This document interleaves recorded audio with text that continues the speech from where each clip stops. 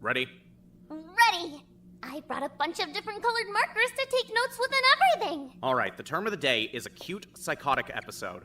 Acute psychotic episode. Let's unpack that. Acute in a medical context means that the symptoms are severe and sudden onset. Do you understand what that means? Nope. It means that they came on really fast and they're really bad. Oh boy. So, what would an acute psychotic episode be? It would be someone going really crazy really fast? Yes, but crazy isn't really the terminology I'd prefer you use here. What should I say? We'll get into terminology in a minute. Let's go over the specifics of what's happening with Atsushi. Right! Tay lesson! An acute psychotic episode is what I'm assuming he's going through right now. I did a bit of poking around in his file while we were investigating, so I know he doesn't have any sort of history with psychotic disorders. That means this is new for him. That can happen? Definitely. He's only 17. This is actually a bit of an early onset for psychotic symptoms. That said, I think it's safe to assume that we can attribute a lot of his current symptoms to a mix of stress and the environment. Huh? I'm saying that the killing game is the reason he's struggling. He's young and he's gone through a massive amount of psychological trauma in the past few weeks.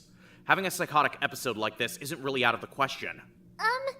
Right. Now, let's talk about what you can expect from that. A psychotic episode can present in a lot of different ways, but most of those can be sorted into two main categories: hallucinations and delusions. Hallucinations and delusions. Right. Hallucinations are sensory perceptions that aren't grounded in reality. Seeing, hearing, and feeling things that aren't really there. Like how Tay's been hearing whispers. Right. He's hearing whispers. He's been seeing things. Those are all examples of hallucinations. Right. I'm writing all of that down. Delusions are strong beliefs that might seem strange or impossible to others. These aren't based in reality either. Did you notice how a lot of the stuff Atsushi was saying yesterday didn't really make a lot of sense? Right. Like the stuff with nothing being real and him not having human eyes. Exactly. We're gonna go into a bit more depth on those, so get ready to take subnotes under that delusions header. Okay, taking subnotes. Delusions can be broken down further into some smaller subcategories.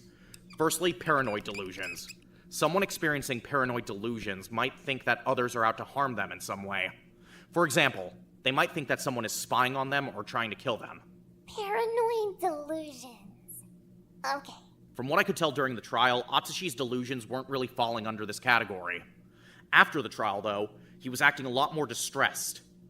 It was kind of hard to tell whether he was just agitated over the auditory hallucinations he was experiencing, or if he was scared that something bad was going to happen to him. He seemed to kind of be going back and forth on what the actual issue was. Auditory hallucinations. Hearing things? Right, exactly. Okay, got it. Next, there are grandiose delusions, or delusions of grandeur. With grandiose delusions, the patient... it feels a bit clinical to call them that, but you know what I mean. The patient might believe that they have some special abilities or are particularly important in some way. In Atsushi's case, notice how he was talking about how he has special inhuman eyes. He also said that when we all die, he'd be the only one to pass on to wherever he was talking about. He said he was uniquely chosen for that, and the rest of us weren't. So that lines up a lot more with what Tay has than the last one. Right. This is how I would class a lot of his delusions, but I think there's also a fair bit of crossover with the next category as well. Right. Okay, taking notes. With somatic delusions, the patient might strongly believe that something is seriously wrong with their body. Something like believing they have a serious illness despite medical evidence to the contrary. Oh, like Tay's eyes? Well, no, because in this case, he actually does have something medically inexplicable going on with his eyes.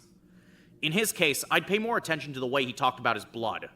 He said that his blood was black sludge, and that his entire body was infected.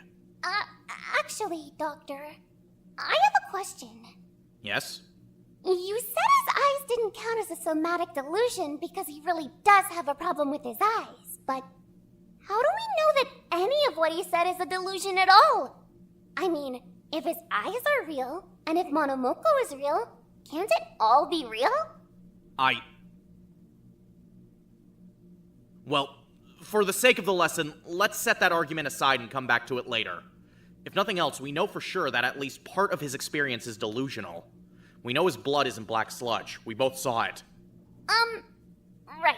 And if we believe in the basic rules of reality, we can assume that he's not hearing dead people or seeing billions of eyes. But what if he is, though? We don't know what Monomoko really is, right? But we know she has powers. What if she is something big and scary like that? What if he really saw something? Den, focus. Right! Focusing! Taking notes! Anyway, those are the main points we needed to cover in terms of delusions. Now we get into communication. How do we talk to Atsushi when he's experiencing a delusion? Super carefully? With forethought. Firstly, you stay calm and collected. If you're agitated or scared or impatient, you're only going to make him more anxious, and that's the exact opposite of what we're trying to do. Right. Be calm. Next, just listen. No judgment. Even if you know what he's saying doesn't line up with reality.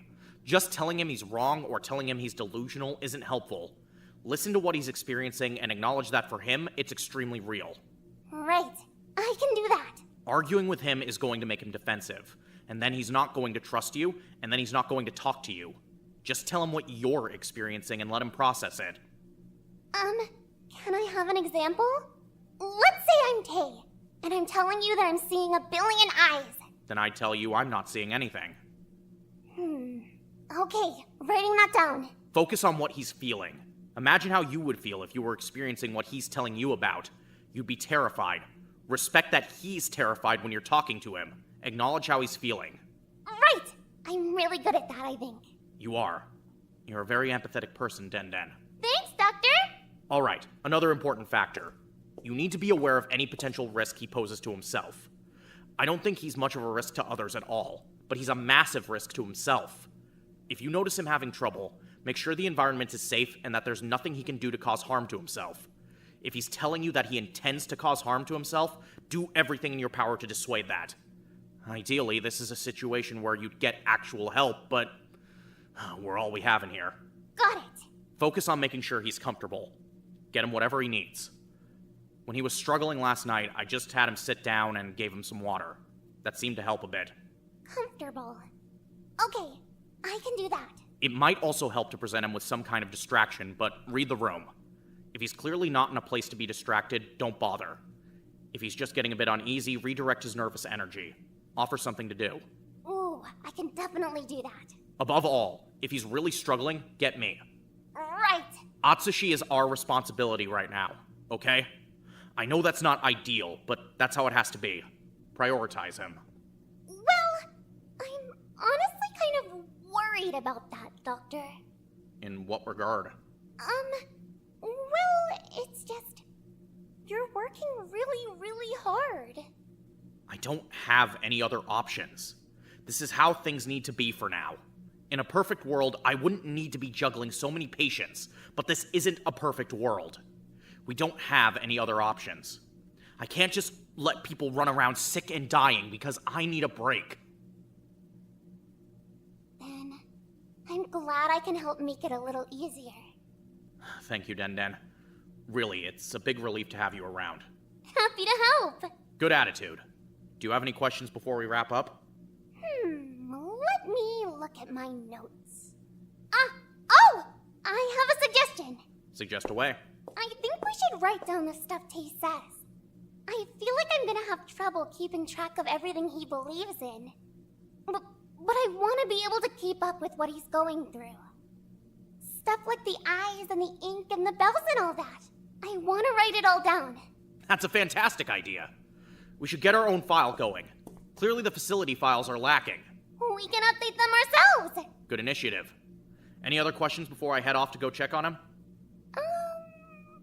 No, I think that was it. Should I come with you? I'd like to talk to him privately for a bit, if that's all right. It would be a big help if you could look over his room in the meantime. Take out anything that he might... you know what to do. Right, I can handle that. Thank you, Den. I'll catch up with you later. Bye, Doctor. Good luck.